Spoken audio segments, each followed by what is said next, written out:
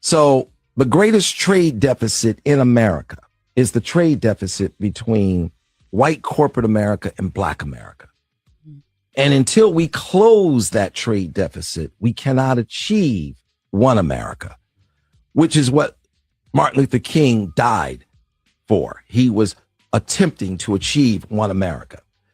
You know, Coretta Scott King was a friend of mine, and I wanted to learn a lot about Martin Luther King, and I really wanted to learn from her point of view. And she said to me, Byron, they didn't kill my Martin over the I Have a Dream speech. They killed him over the speech that he gave at Stanford University in February of '68.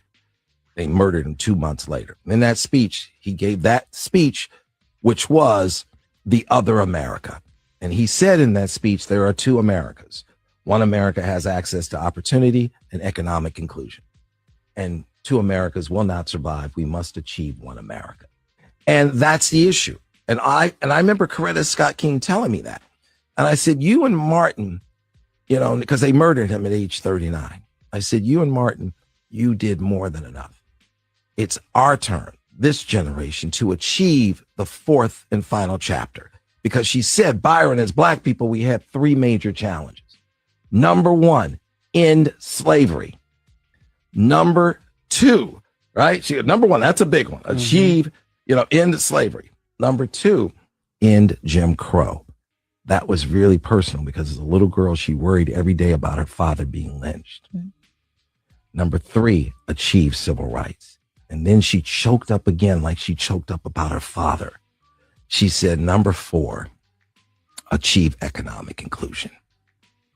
And I said, we will deal with the fourth and final chapter, economic inclusion.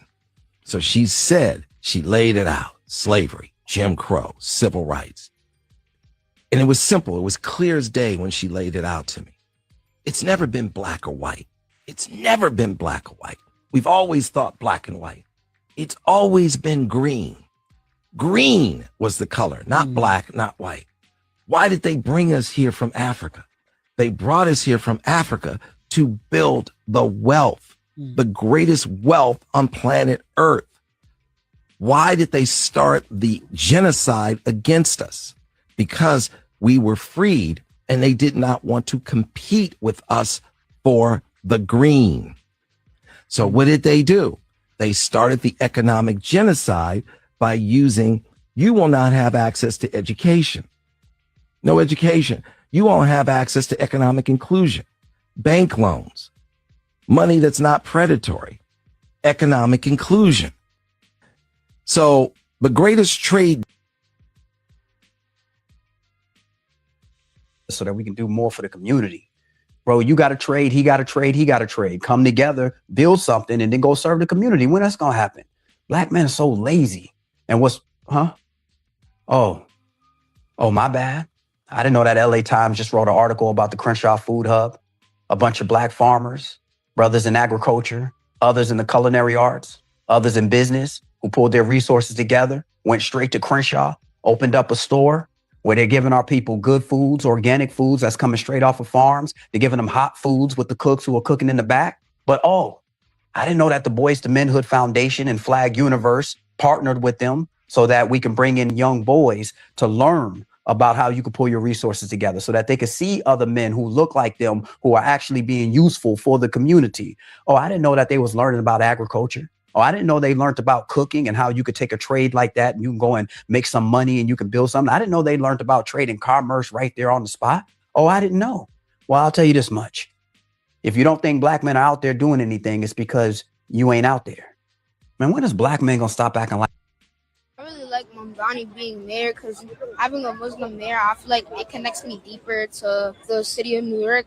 and is New York City's first Muslim mayor. There's feelings about the Muslim community that he could help change, because some people view Muslims as bad people. It's show the Islamophobics what Muslims can do, how smart they are and how bright they are. What do you think people think about Muslims that you think needs to be corrected?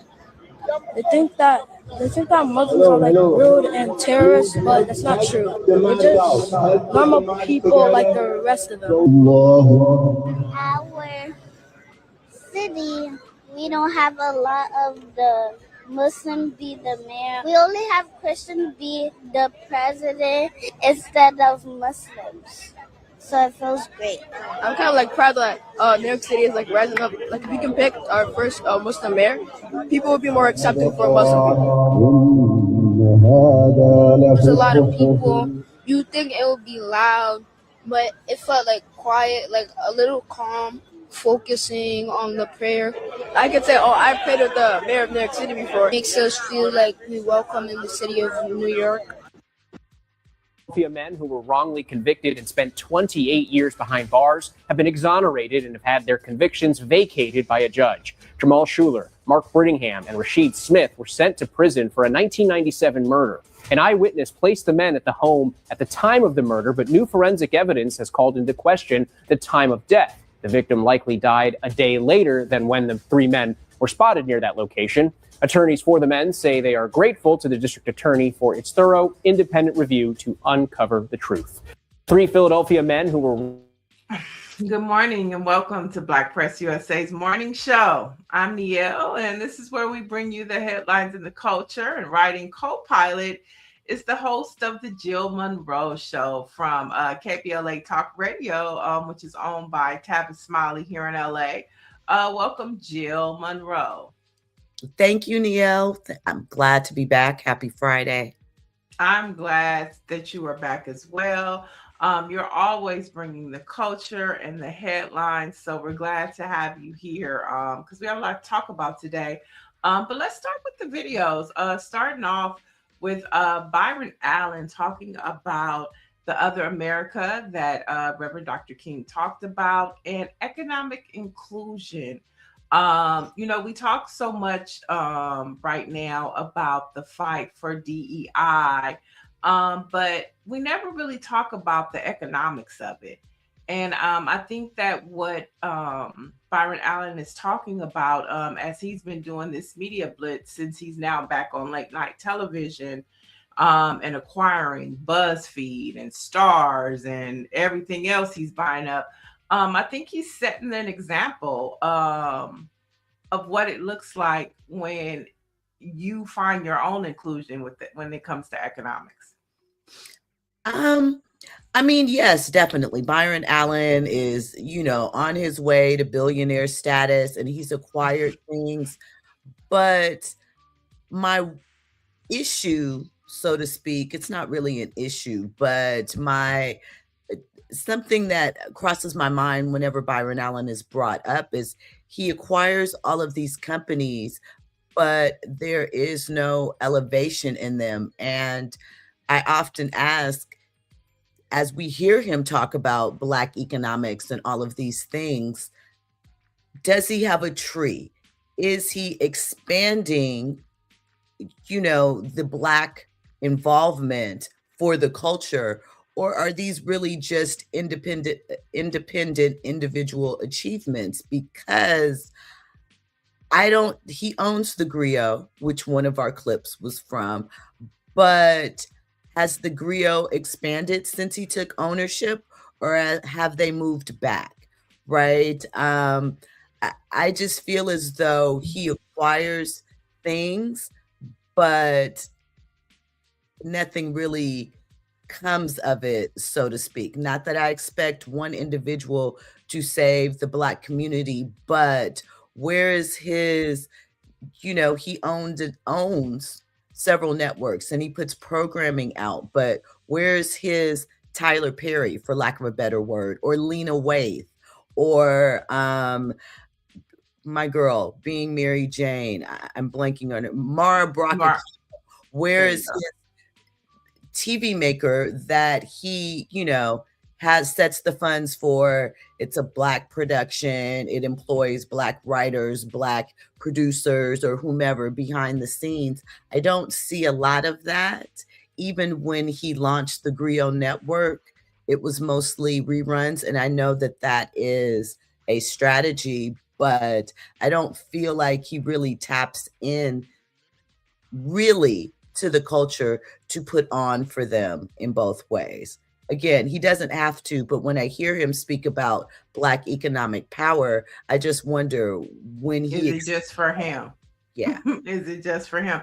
I mean, I get that too. I was just thinking about Tyler Perry and how Tyler Perry gets, criticized for writing, producing, and directing everything. Like, where are his Black writers and things like that? But on the flip side, he does employ a lot of Black people and keep a lot of Black people working. And I get your point about Byron Allen, but I do like his business smarts. I think he's very business savvy. He's always standing up to the white folks. I like what he did. He sued McDonald's, and he made headway with that, with diversity, equity, inclusion. So I think he, and for the Griot, for me, it's a way for me to watch Bill Cosby. Nobody else is running Bill Cosby except the Griot and TV One. So, I mean, he does have, and, he's also married to a white woman. Let's not forget about that. But at the same time, you have to give him his chops for, taking that Steve and Colbert spot, right? Like, he came in and he bought the time. I think that's a great business example of to where I don't need you guys to give me a time slot. I'll just buy it and I'll do what I want to do on it. And so we're going to talk a little bit more about Byron Allen in the show, but I didn't know that Crenshaw had a food hub ran by Black men. Did you? I knew nothing about it, but I do know that in the Crenshaw district, there are a lot of programs that have cropped up as of late for, the youth in that area to ensure that they're enriched, programs to train them. And what I loved about that video is not just that there's a hub where we can get fresh food, because that's important, because we know that it could be a food desert very easily, the way that things are turning over. But I like that they are teaching trades to the young men, that they are learning how to be chefs and how to manage businesses, because I think that aspect is very important, to have trade knowledge and to be able to show them other ways that they can start a business besides entertainment. And I love it. I love that too. And then we move to one of Byron Allen's entities, the Griot. I thought that was a great story of just, faith. And I think it made me think of DEI, diversity. Diversity is important.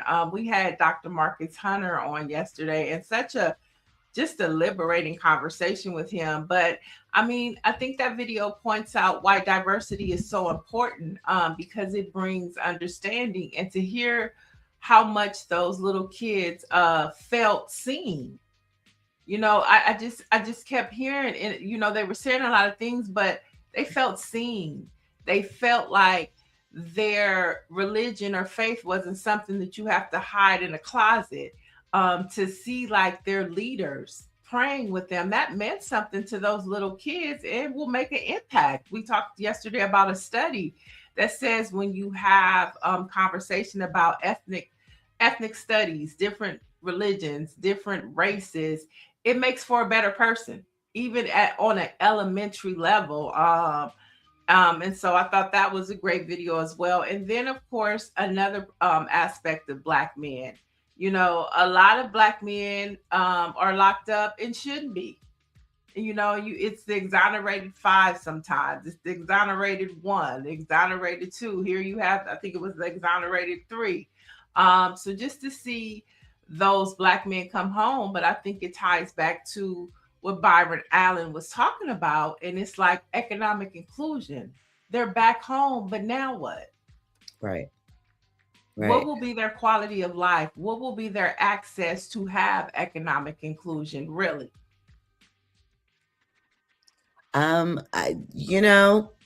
it's going to be hard to, reconnect them with society. Think about it. They were wrongly imprisoned for 28 years. 28 years ago, it's 1998. The world is so different. So I think that there's the acclimation process. And then from there, I mean, hopefully they learned a skill while they were in there. I'm not sure how old they were when they went in, but that's a huge adjustment. I think so. Maybe they'll get some money though, since they were wrongly incarcerated. So Yeah. Working may not be an issue for them, because they certainly better be walking away with monetary compensation. I totally agree. Let's see what the chat is saying. RNG is saying happy swag hoodie day. And tune in tonight. He has a HBCU sports show on YouTube. You definitely want to check that out. He's talking about tonight, everybody is about to get smoke about the SEC boycott. And we're going to talk a little bit about that later in the show too, RNG.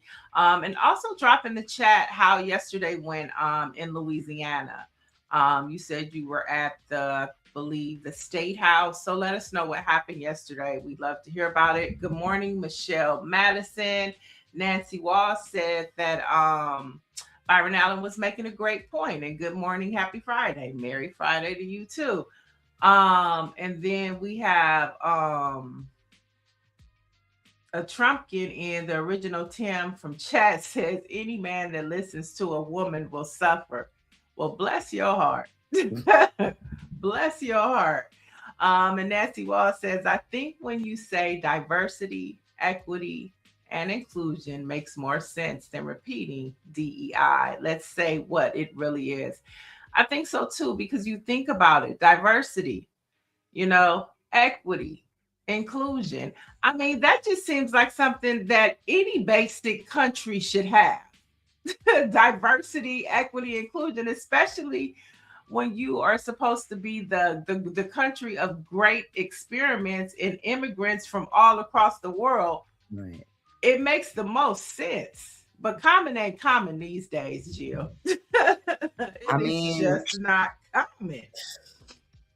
Listen, I agree with you. I think that time and time again, studies have shown the benefits of having a diverse environment, financially, conversation, people feeling supported, the experiences combined you just mentioned, but for whatever reason, it is offensive to them, and they have somehow convinced themselves that it puts us at an advantage, even though the math shows you're still ahead. So Right. That's why, maybe you should I don't know what it is with white folks, but maybe some of y'all should go to your Koreatown. Maybe you should visit your little Ethiopia. You know what I'm saying? And I feel as though they do to eat. You feel as though they do to eat. But they're missing the point. You know what I'm saying? They are totally missing the point. I know here in Little Tokyo, they have some of the best karaoke bars. Have you ever been to a karaoke bar in Little Tokyo? I mean, it's not your regular going to your local dive bar and sing a song. I mean, it is a full experience. I mean, you have those little gadgets that everybody is wearing on their purses. What are they called? Those little latchkeys that all the women now have to have. The labubus? The labubus, that's it. You know what I mean? Like, those are things that we are taking trends from other countries. Hello Kitty. You know what I mean? Like, all of these things, if you think about it, it's diversity. You know what I mean? And which brings equity and inclusion. And I just don't understand why we're not getting it. It makes for a more adventurous country when you have so many cultures. Why do you think we have Taco Tuesday? We took a little bit of the Mexican tradition and mixed it with the Black, and now we have Taco Tuesday. Like I said, they love the food, the music, certain aspects, but financial equity seems to be a turnoff for them, threatening. And it's so funny. There's another video that has been trending for like at least 5 months of this girl. I don't know if she works in Tijuana or what, but she did a video because Tijuana, a lot of people go get their teeth fixed in Tijuana. And so she did a video about how as soon as Tijuana or the border opens up in the morning, it's nothing but white folks crossing that border. You know what I'm saying? I mean, just droves, and then at the end of the day, they're all coming back. I mean, and so it's just like we all have something to give and we all need each other. And so I just don't understand why you would have a white-led administration just think that they should control all of us, like we're theirs to control. Like this is just all theirs. The air is theirs. Like we're breathing their air. It's crazy to me. Ridiculous. But God's plan. It's God's plan, right? God's plan. Let's see. We have some new comments coming in. So Orangey is saying, so yesterday there was another action as our Louisiana brothers and sisters are fighting for voting rights. And Orangey says a lot of people were kicked out yesterday and a final vote in the Senate didn't happen, but a lawsuit is getting ready to be filed. And so we know a lot of things are happening down south. We're getting a lot of intel that we'll be able to share with you. But the South got something to say, okay? And all roads lead to the South. And so as we are fighting for our voting rights, I think, we're learning to have broader conversations now about what it means to be a dual citizenship, or even this conversation that we're having about economic inclusion and how that would help a lot of us as well. So let's jump into our first story. We'll continue to talk about this Byron Allen conversation because I thought on his media blitz, he had a lot of interesting things to say. And he also discussed a massive majority stake in BuzzFeed, 11% of stars, as he is redefining what media ownership looks like. Take a look at this. You've had some very, very impressive announcements lately. Like you're buying everything. Well, this is stars. You bought BuzzFeed. Or 10% of stars. Yeah. We bought just under 11%, 10.7%. I like Stars. Stars says that they're going after the underserved. That's code for Black. Don't tell anybody. Right. So if you're gonna go after us, maybe we should own it.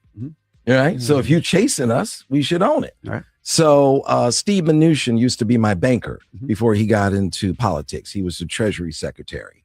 And I saw that he owned 11%, just under 11%. And I called him up and I said, hey, do you want to own this stake in Stars? It's publicly traded. And he said, because I said, are you willing to sell it? He said, not at these prices. And I said, well, I didn't give you a price. I just asked you a question. Are you willing to sell it? He said, let me think about it. He called me back. He said, I'll sell it for $25 million. I said, no problem. Let's do it. We'll close tomorrow. So I bought it. And it was a key move because it's hard to buy close to 11% of a company without driving up the price because you're buying so many shares. So I was able to get it done quietly and under the radar. It was a really good move for us because we ended up being the second largest stockholder instantly. And now we have a seat at the table. And so I've made it very clear I plan to buy the whole company. I want to control that company. My first preference would be to keep it public and to take 52% of it and just control it. But they immediately adapted a poison pill and they said, hold up. I saw that. We do not want you to own this company or control this company. So they took a poison pill to stop me. And I said, that's okay. That won't stop me. You'll just delay us, but we will eventually get what we want. My preference is for it to stay public and for me to control it 51% or greater. But if I have to, I'll buy the whole company, fire everybody, fire the board, not the people working there, get rid of the board for resisting me, and then take it back public. Have you reached out to somebody like 50 Cent? I mean, to me, 50 Cent is the person who put Stars on the map. Yes. I have not. Okay. I didn't want to put him in a bad place and, have him to, figure out what side, just Let him stay neutral, which I think is a smart place to stay. Let us duke it out in terms of who's going to own it, who's going to control it. But I'm highly confident eventually I will control Stars. You just bought a BuzzFeed as well. Yeah, I bought BuzzFeed. I mean, to your point, yeah, he's buying things, but it's working for him. I mean, it's working for him because a lot of his strategy in acquiring all of this has been through courts and through force and, you know, suing for equity, so to speak, and the right to be involved in these conversations. And I'm not mad at that. I hear a lot of, and obviously he's a Black man, so yes, but I hear a lot about Blackness and what it means for him to have these stakes. But in all of the time that he's been acquiring these things, I don't hear any executive trees. Like I said, I don't hear of any creatives that he's gone to. You buy Stars and then what? You know, kind of, I believe he still owns Bounce. Yes. I'm not sure. If he's I can't remember which one of those he owns, but what has come of that? I know that there were some sitcoms that he was doing that felt very dated in terms of the style and the way that they moved. I think there's a show with Bill Bellamy he did, and something else. Listen, I'm all for it. I'm rooting for everybody Black, as Issa says. But after that, what does that mean and look like if we're all rooting for you to get to 1 billion and own all of these things? What does that then look like in service for us? Right. I mean, yeah, I think though, I like his business savvy, you know, him identifying somebody that owns stake. And instead of, you know, and going that route and how he bought the 11% or just under 11% stake in Stars. I think that shows the difference between a Byron Allen or Tyler Perry versus a 50 Cent. You know, 50 Cent's name came up. I mean, and 50 Cent, to me, he acts like a mogul, but he's an executive producer. Well, let me finish. Okay. I think he's an executive producer, and the hype that he portrayed to have, I think that is wearing thin now. As far as it relates to 50, he is an executive producer. His name holds a lot of weight, but when it comes to financing and acquiring things, he's not on that level. He's not, and I will say Byron has been very open that he gets his game from the white business people that he deals with. And he's made the statement that they are at times more open to offering him the information that he needs to make these moves. So he got his game from the man, which is cool.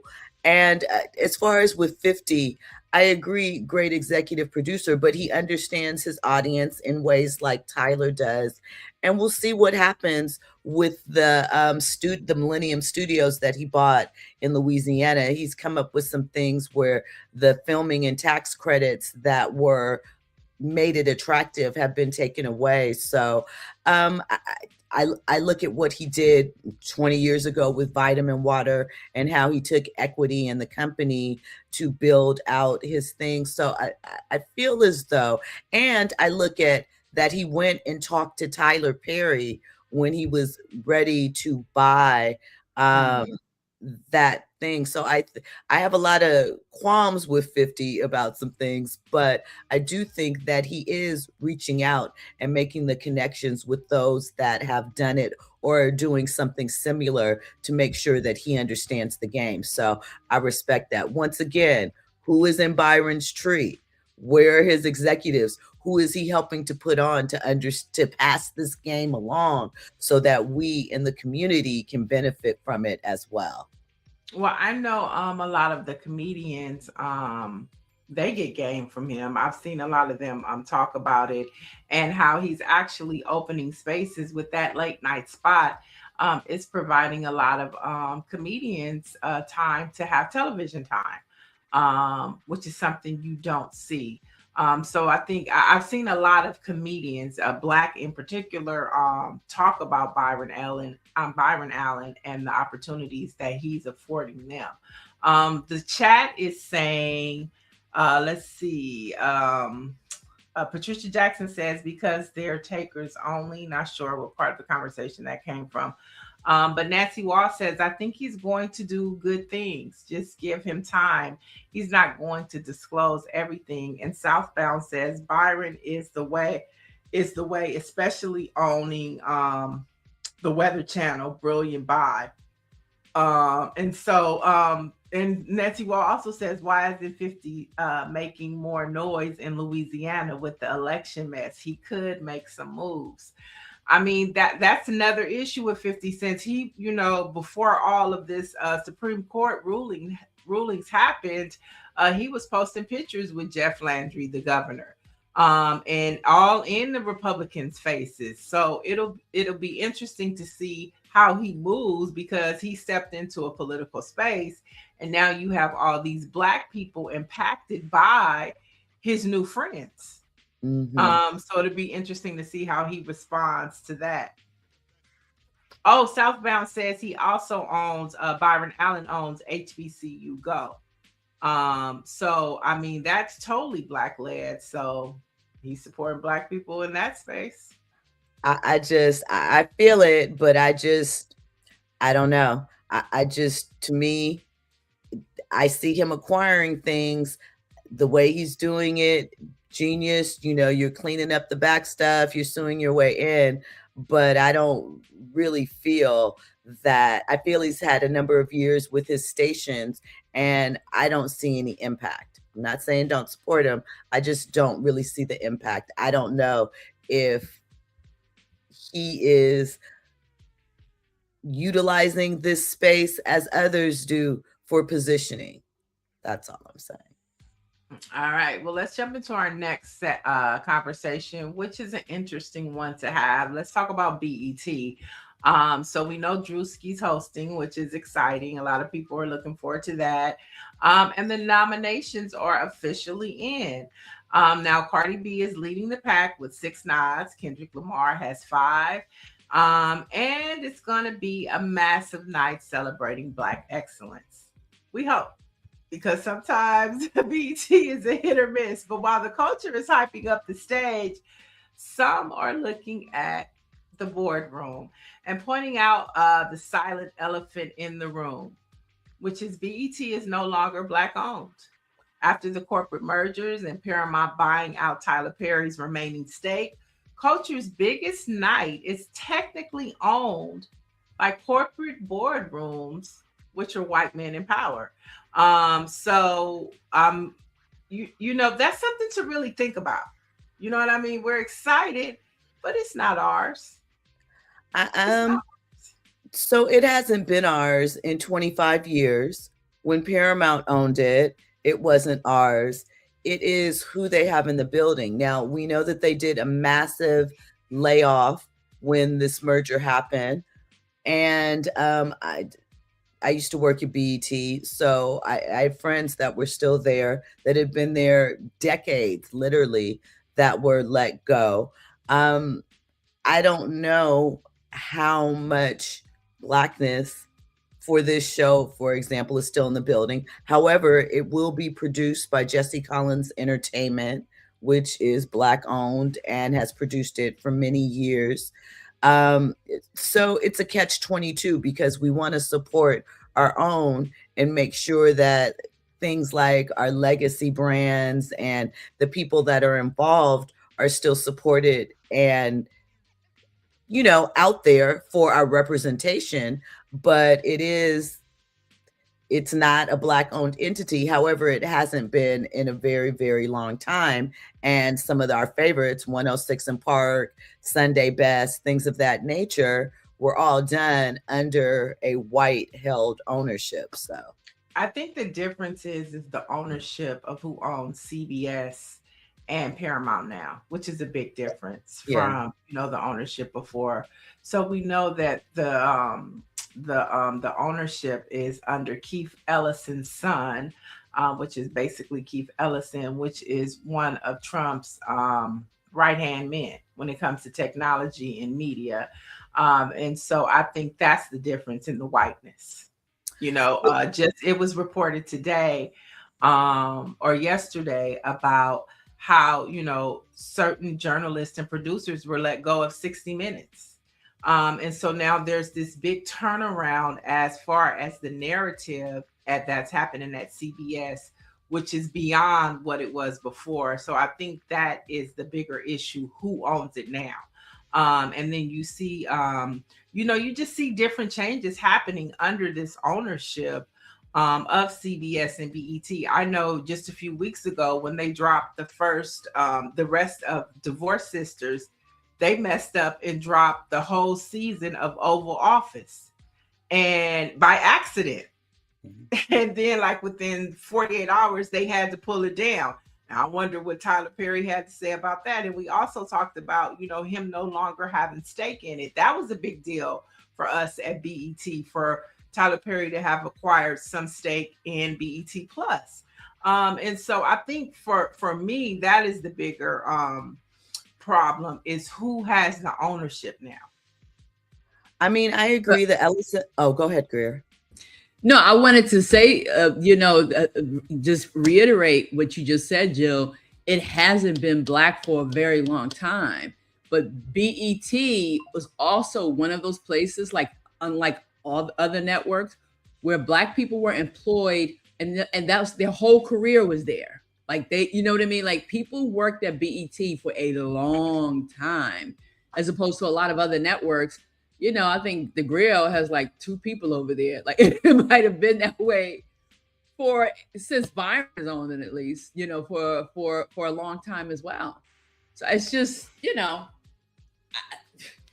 it hasn't been Black owned for a long time, but a lot of Black people have been working there for a long time, unlike a lot of other places.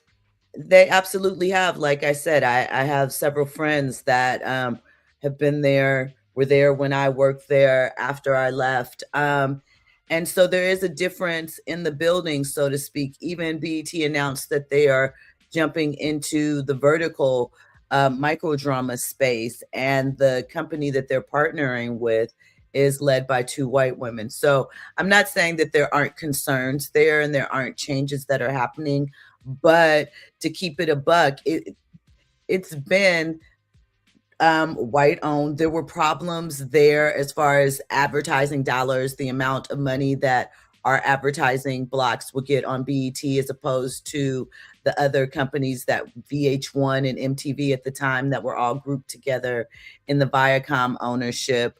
I just think that obviously there are concerns with this particular ownership group, and we know that they are complying with Trump's request about DEI and things around that to make sure that they stay within his favor.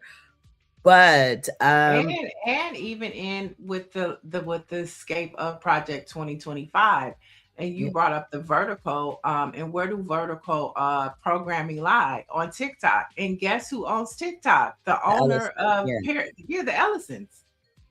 Yeah. And you say it's 2 white women. So I think it's white, but it's a different type of white. It's clan white. It is. And we will see. But one thing that is for certain is that, we always figure it out. But I do honestly, I am concerned for BET as a network overall. I'm concerned with what happens to the programming that next week is absorbed into Paramount Plus that was on BET Plus, because it will be a page there. But I suspect, just knowing servers and how much, they hold at a time, that you will see less and less of some of our beloved shows that were on BET Plus, as far as Paramount. But I also think that there is opportunity in these things. So this is when I know Byron Allen was rebuffed when he tried to purchase BET within that. But this is when, on the other side, there is opportunity. And I want to see someone like Byron Allen utilize the wealth of resources he already owns and put these things in place, or be the person you say you want to be to the culture, because we do have options now, and Tyler's going to be fine. We know he has deals with Prime and with Netflix and Paramount. he still does. I just wonder how much that will still be. Obviously those shows are there and they're doing what they're doing, and he's not taking them with him. But I have noticed that Sisters is now on Hulu. Paramount. Things of that. No, it's on Hulu. Like they've Hulu, licensed it out. So I'm just curious to see what happens with that programming. I mean, well, Divorce Sisters is the big show now for him, and they have taken that off BET Plus and moved that over to Paramount. And I know because I had to purchase Paramount because I love that show. That if you guys have not watched Divorce Sisters, I'm telling you, you're missing it all. If you love the have and have-nots, I mean, it is just it's better than the Oval. It's probably some of his best work, I would say. But I had to. They took it off of BET Plus, and they put it on Paramount. And so, like you say, it's kind of like this downsizing of BET Plus, and you're going to get all of this programming now on Paramount. And in that mix-up, they released the Oval. So, I mean, they're trying to figure it out too. And that's what happens when you don't have seasoned professionals, and you just start putting random people in places like this Trump administration likes to do. And apparently his friends that he gives networks to, they're putting all these random people in these places and they don't know what they're doing. It's not crossing up. But let's get back to the BET nominations. Did you see the list of nominees? I did. I think the nomination, it's too many people in the nomination pool. The list is like 10 and 12 names. I think they do that because let's be honest, there's been points where we don't show up for us. And so I think they're like, well, if we throw everybody in the pot, we'll, hopefully we'll get some of those, names that are popping to keep people interested, that they tune in to the BET Awards. They just really, everybody that's possibly popping or has done something that'll get a little buzz out because they want to get names in the building. Right. Yeah. So there's not a high criteria, I don't think, as maybe some of the other awards, which makes it narrow down to maybe 4 candidates to win. So yeah, that's Culture's biggest night, and it's coming up in June. And so we'll be talking more about that. But another trending story is, of course, Orange G is talking about it tonight on his Swag Hoodie show, which you should check out on YouTube. But this conversation is still going. And social media is completely divided over the NAACP's new Out of Bounds campaign, which calls on top Black athletes coming out of high school to boycott SEC schools in states dismantling voting rights. So we're talking about down south. So some supporters say it's a brilliant blueprint for economic leverage, while critics argue it unfairly uses young athletes as political pawns. So let's take a look at what content creator Garrison had to say. The NAACP's Out of Bounds initiative is crazy. Let me introduce you to Kylan Hill. This young man took a courageous stand that changed an entire state. This week, the NAACP asked student athletes to boycott schools in states across the South that are working to dilute Black political power through gerrymandering. The idea is that if you mess with these folks' money and the teams they love, they'll think twice about violating our community. And predictably, some folks are acting like this plan is unrealistic. But history is on the NAACP's side. The year was 2020, and Mississippi State flag still featured the Confederate stars and bars. That's crazy. People have been trying to get the flag changed for decades. But at the height of pressure, Kylan Hill, who had just been named the state's best player the year before, he took a stand. He posted this on Twitter: either change the flag or I won't be representing the state anymore. I'm tired. It is widely believed that by using his leverage, Kylan Hill had an outsized impact on the state's decision to change the flag. The NAACP isn't asking you to have your skull fractured like 25-year-old John Lewis on the Edmund Pettus Bridge. They aren't asking you to be beaten in jail like Fannie Lou Hamer. They aren't asking for student athletes to have food smashed on their heads or to get stomped out during a desegregation demonstration. They're asking families to use their leverage in a moment where equal protection under the law is fading fast, when the voices of Black communities are being erased, in a time where we need more radical action. You're being asked to do what you can, and I don't think that's unreasonable at all. If you think the NAACP's out of thoughts, well, I think, obviously we've seen this before. We've seen the power that Black athletes can yield. You can take it all the way back to that group of, Jim Brown, Kareem, Muhammad Ali. We obviously know what Muhammad Ali did. He lost a good portion of his career in his prime years taking a stand. So I do believe that it can work. Having said that, you are asking these young men to give up the potential for economic empowerment amongst themselves, to move themselves ahead, to be able to, establish some type of leverage in the draft and set their whole families up. And I know that that used to be who we collectively were, but now I don't. The movement has always been carried by young people, but I don't know if it is fair to put the pressure on these athletes to, forego what could potentially be their path to generational wealth. So Orange G is saying the SEC has hired a crisis manager, and guess what? He's a Black man. He says, in my opinion, he was hired to talk to the NAACP, so the boycott will go away. Not on my watch. It's the cause. And then Nancy Wall says that definitely is a courageous move for the young man, and it worked in his favor. I'm mixed on this. What about the professional athletes already making money? I think that's another conversation that should be had too. Like, where's the pressure from the NFL or the NBA or the Major League Baseball players that have teams down south? Are they talking to their owners to see what they're doing and where they stand? And so I think I'm with you. I'm kind of mixed on it. But we are living in some unprecedented times for our generation. It's not unprecedented times. If we look back at the civil rights movement and we look at slavery, it's not unprecedented. But we are living in some unprecedented times. And I mean, some of our legacy organizations are taking playbooks from things that worked in the past. And when you think about like the Montgomery bus boycott, and how, when you stop the money, which goes back to this whole conversation about economic inclusion or just economics. Mm-hmm. The only thing that it seems like that's driving this Trump administration is money.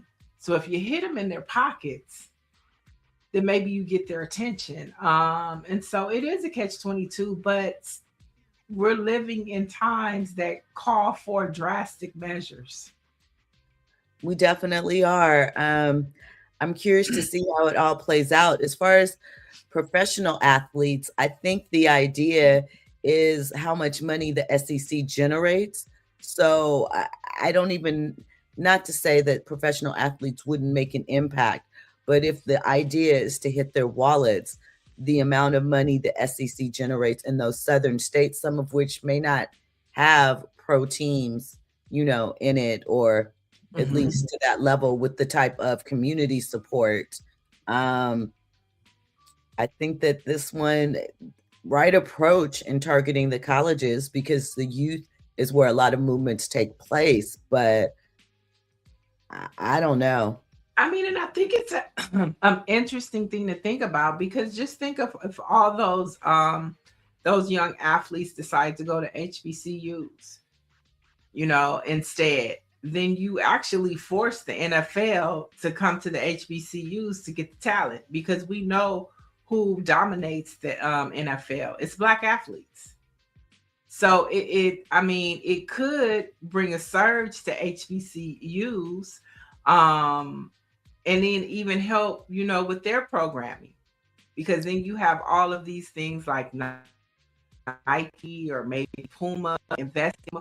I mean, it could be a shift if it's intentional, it's organized in this way. I mean, it could be. I just the only thing is that if the ones that are going to make the biggest difference, obviously, are the ones that, again, as Orangey pointed out, one of every 25 Black players, so to speak, will make it to the NFL. Well, it has to be really one of those ones, that is earmarked to make the shift, because a lot of we see what happened with Deion and Jackson State and how he changed that program relatively quickly. I don't know if these other programs are in position to be turned around that quickly with someone dedicated, where once again, these young men are going to be giving up opportunity. That's the biggest thing.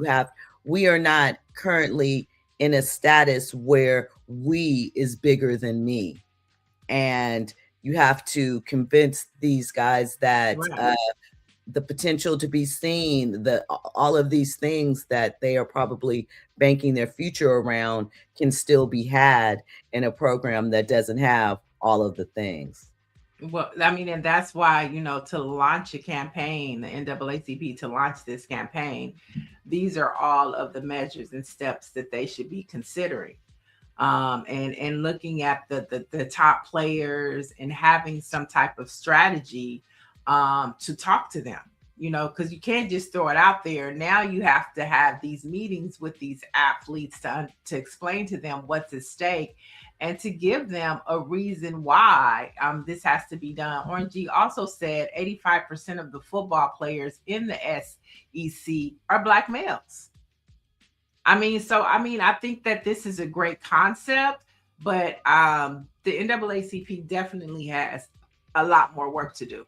And they probably need to have some coalition building with some of these scouters that are out here scouting, and really make this campaign more than just out of bounds, but actually get in there, talk to these athletes. But I think it could be a paradigm shift if it's done right.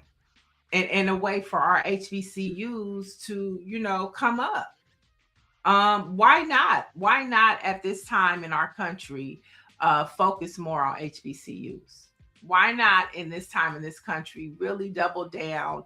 Because you don't have to worry about DEI being cut from an HBCU. Well, you do, kind of, because they do get government funding. And though it is not, it may not necessarily be something called DEI or things like that, if they feel they aren't being compliant in other ways, they can try and mess around with their stuff, So, I think that there's it is an incredible ask. And obviously, unprecedented times call for extraordinary measures. But I really think that there needs to be, coaches from HB involved that can talk to these families, that can explain to these students how they will benefit, right, socially in other areas, because they're also losing those other 24 players that Orangey mentioned that won't go to the NFL. What they do get, I don't know if all of them take advantage of it in the SEC, are the networking things. It's like why people go to USC and stuff that can help position them outside of that to the things around it. So I just, it's an incredible plan. I just hope that, these young men, perhaps women, if they extend it to other sports, basketball and so forth, don't get moved around from both sides as pawns. Right. Well, in chess, everybody has to play a role. At the end of the day, everybody has a part to play. But I think that, this is something that has potential. It just has to have a little more strategy, because right now we're talking about broad strokes. But if we really want to be intentional, I think that this is not just about the students, but it's also about empowering our HBCUs and making them just as attractive as institutions. Because at the end of the day, we have to start realizing our economic power is our culture. And that's what they want. We are the culture. We dictate pretty much entertainment in this country of what the trends are. And so it's like, how do we start reimagining how we own, what we bring to the table? And one of those pipelines, it's not the only pipeline, but one of those pipelines is our HBCU institutions. So how can we take this moment not to just make it about the athletes, but also to make it about our HBCUs?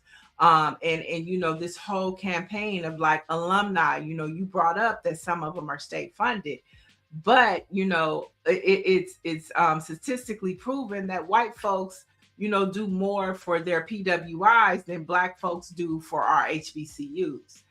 So that's another paradigm shift that we have to happen. But this is an opportunity for all of these things to come to fruition as we reimagine what it means to be Black in America, because it's still an experiment, y'all. We are still experimenting with this, but we do have some assets. We have our HBCUs and we have our culture.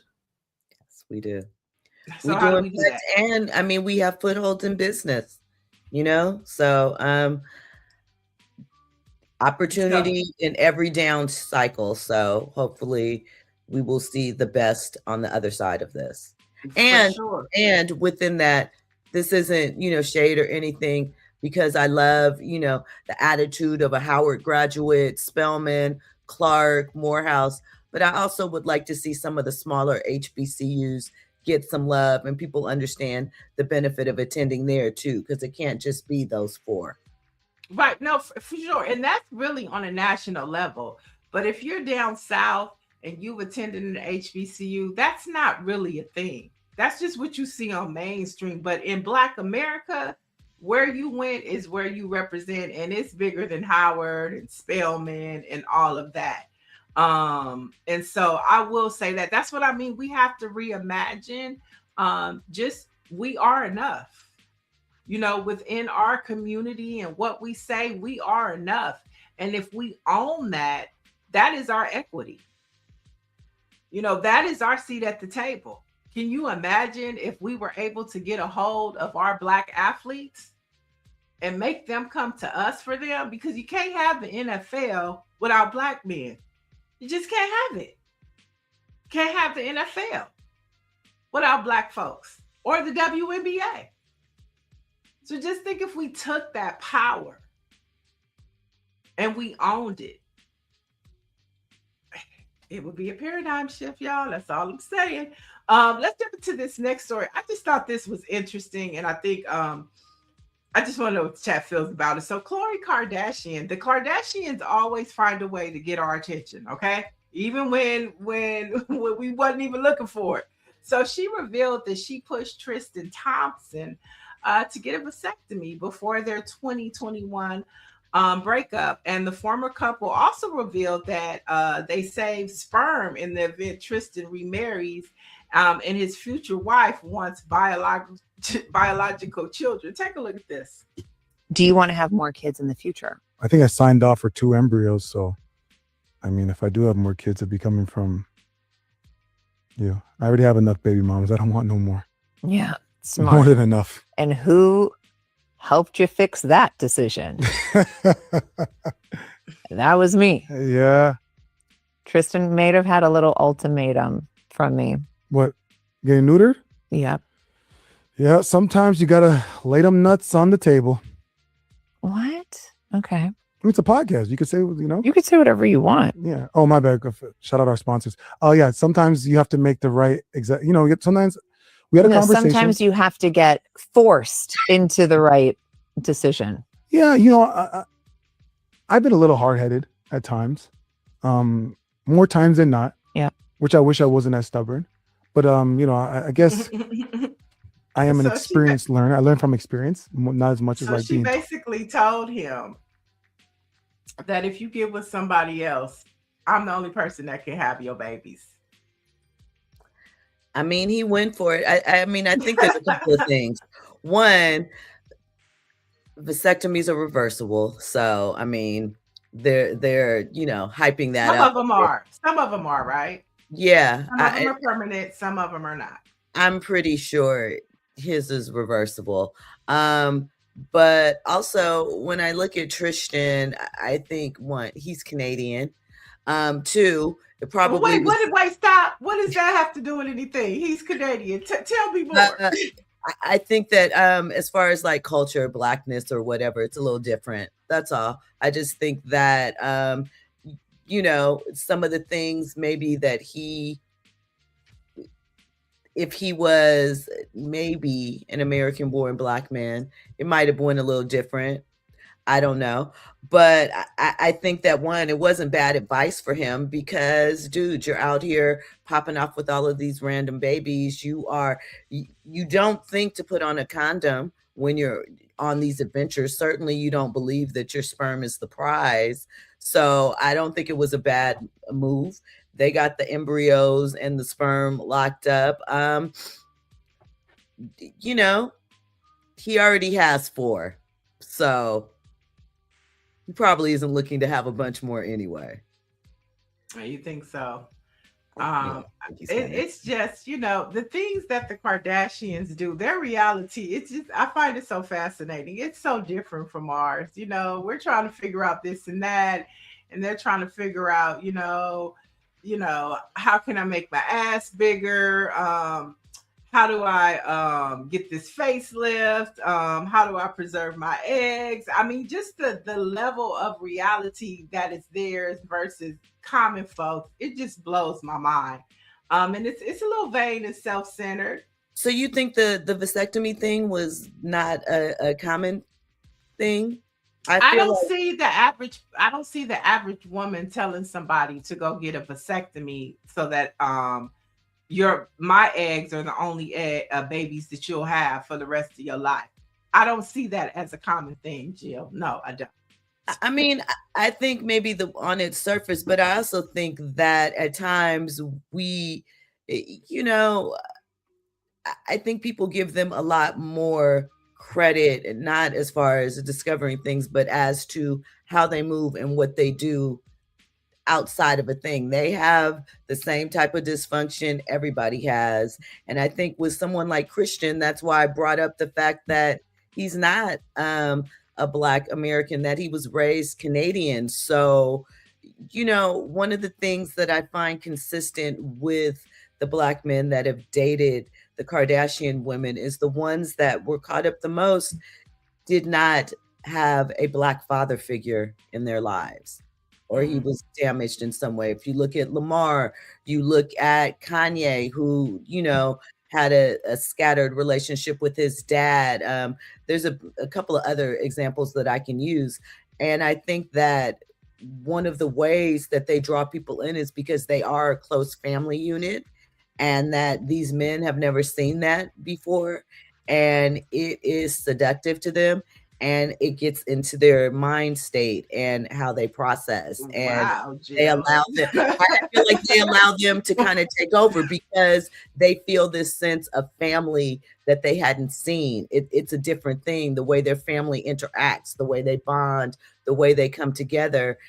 It's different for them. And I think that if you look at the men, especially the Black men that get caught in all of the stuff with them, there's not a strong father from the situations they come from. Tyga, any number of them. So wow. So they look at Reggie Bush. Reggie Bush had a strong family unit. He got out. Aquarius, the only real sign, says Tristan is slow with about 10 W's. Emphasizing the slow. Michelle Madison says she asked her ex-husband to get a vasectomy. It's major surgery for women. She's talking about a hysterectomy, of course. And so, to each his own, but that's a great point that you bring up, that the Kardashians, when they get men that have issues, daddy issues, that plays well for them. I mean, I think it does. It just, I see Southbound says that the woman that went viral on how to lock down an athlete, he said, was she wrong? She wasn't wrong, but here's the thing. What she was saying doesn't just work for white women. It works for any woman if you're willing to take on those traits. So I feel like we give sometimes a lot of credit, for lack of a better word, to these things that these white women are doing, and oh, they get in there and envelop these men's mind. No, they let them.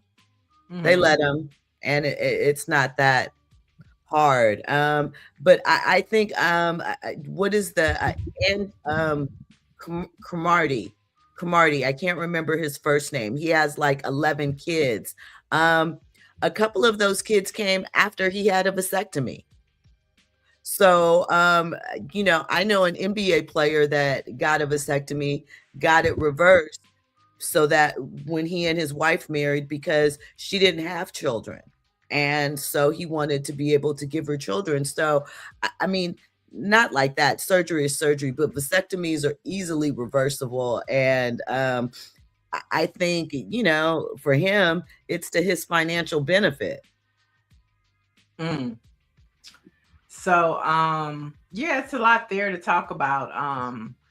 So chat, keep letting us know how you feel about that story. But a couple more stories before we get out of here. And it's about this tacky 250th anniversary that this Trump administration is planning for that seems to be falling apart on the music side. But first, let's tackle the UFC arena that is being built on the White House lawn ahead of the President Trump's 80th birthday. Take a look at this. The president at the White House is erecting a 90-foot tall UFC octagon and 5,000 seats in order to host a cage fight. This is planning for Donald Trump's 80th birthday next month. Structure quite a bit larger than the White House itself. Wealthy donors are, quote, sponsoring the event, which is another way that there is sort of a new thing that didn't otherwise exist that can use money to curry favor with Trump, whether you call that the swamp, as he did when he campaigned, or something more troubling, as I guess in the eye of the beholder. You can see the construction zone from just feet away from the other demolition site on your screen, which used to be the East Wing. I mean, this image right here reveals both the president's priorities while people pay more for gas and we're at war, and just the kind of chaotic situation you get when you don't have oversight and you don't have a Congress that has really enforced anything. So the president can just demolish buildings and put up a wrestling site and ignore other problems. And that's DC right now. It's not an allegory. It's what it looks like. Your president at the White House. Your president at the White House turning up. Did you see the story that's coming out now that he wants this $250 bill that he's pushing through for the anniversary? So now not only, and first of all, U.S. currency is only for dead presidents, not for living ones. And so yesterday, you know, Caroline Lovitz is out on maternity leave. So they just have random administration appointees and his secretaries doing the press conference. And yesterday it was a Treasury secretary, and he looked like well, I'm not even gonna say it, but he was talking about this $250 bill. And then you have this arena that they're erecting up on the White House lawn. Then I saw that they're gonna have a race. The race car drivers do something down the mall. I mean, what is going on, Jill? He's a narcissist. He's a narcissist. He's just like, I'm gonna run this like, you know, all of my bad businesses I ran into the ground and just do what I want and cherry pick the things that work for me. It's ridiculous. Ridiculous. And so then yesterday, of course, we talked about this. And we talked about it and we brought it up and we named all these people that they named yesterday that would be performing. at this festival that they're supposed to be having called the 250 Great American State Fair. So not only are they going to have the race cars, the UFC, the $250 bill, they're going to have a fair. Like the LA County Fair. You know, they have the performances. So they named all of these names. And so it's come out. Morris Day and the Time has released a statement. The Commodores, Father MC, Milli Vanilli, they're all saying, we're not doing that. We thought that it was just some type of concert in DC. We didn't know that it had this much political affiliation, and our music is for everybody, not one particular party. So no. So now half of their lineup has pulled out. I mean, we've seen that. I mean, I had questions because I was just talking about Young MC a couple of weeks ago, where he'd been and how it was so amazing when he dropped that he was a USC graduate and doing that. And I'm like, wait, he's a Trumper? But we've seen this administration play games as far as music use artist music without their consent, things of that nature. It's not surprising that they were trying to mislead and get people up in there that may not necessarily be on board with their agenda. So I'm happy that they spoke out and have removed themselves from their involvement. Yeah, so it'll be interesting. Get your popcorn, folks, because I think that we're going to be watching for all the wrong reasons, because all this is going to fall apart. I just see it now. I mean, the reflective pool that he's painting blue is half blue. I mean, how long does it take to paint a reflective pool? And let's not forget to mention that he gave millions to somebody who cleaned his pool. He gave the bid to one of his pool people. So he has all of his people, and we don't know how much of taxpayer dollars he's using to do all of this. And none of us asked for it. We didn't even ask for a 250-year celebration.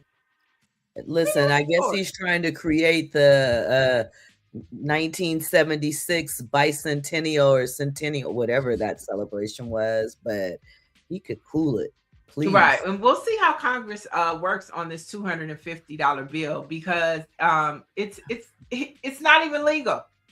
What is he doing? But last story of the day before we get to our Black Fact is tennis fans are watching history happen in real time.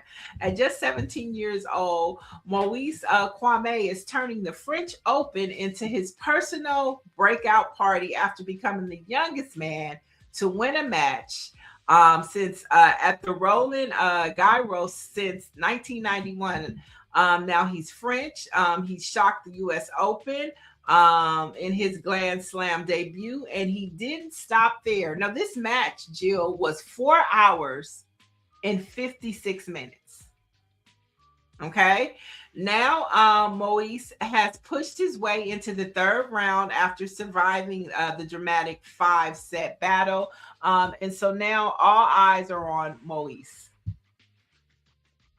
I mean, keep going. You know, like we said, I think men's tennis is due for some new energy as far as it goes. We've seen a lot of young Black women break out in tennis. So I am loving to see, you know, a young, no, he's not American, but I'm loving to see new energy. And, you know, we have a way when we do what we do. So, that's what I'm saying. We are the culture. You know, I mean, Maurice, we know nothing about him. Now we like Maurice Kwame. Who's that?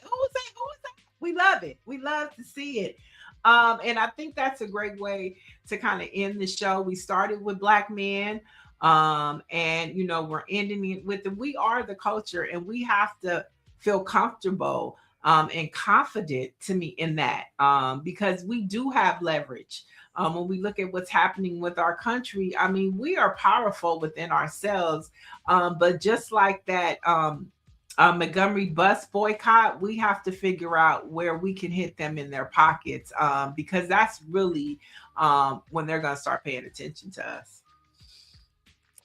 Indeed, indeed. That's the thing that makes most people pay attention. Right. Money makes the world go round. So before we get out of here, I want to thank you, Jill, for joining us this morning. Let all of our viewers know where they can keep up with you. Monday through Thursday, I'm on KBLA Talk 1580. It's KBLA 1580 on YouTube, 6 p.m. to 7 p.m. You can find me on social media everywhere at Stiletto Jill, and here on Fridays. So is there any junkets or interviews that you have up that we could tap into? And so I recently spoke with Boots Riley and Lakeith Stanfield for their new film, I Love Boosters. Keke Palmer is also in that. Also talked to the cast of The Chi. It's their final season. Coming up, I spoke with Chloe Bailey and Malcolm Lee. They have a new film coming out on Peacock called Strung. It's a psychological thriller. And next week, I'll be talking to the cast of Raising Kanan for the final season. So all of those. All right. So be sure to tap into Jill Monroe. She has all of those interviews. Maybe we'll bring some of those over if you will indulge us on a Friday. So we can see what you're up to. I love that. So before we get out of here, don't forget for the latest in Black news in between time till we get to Monday, make sure that you visit blackpressusa.com. And always support your local Black newspaper where the truth is there and they're giving you the stories that you're not seeing in mainstream media. So before we get out of here, we were talking about the 250th anniversary, but there's a big event happening on June 19th. And that is the opening of the Obama Presidential Center. Have a great weekend and take a look at this.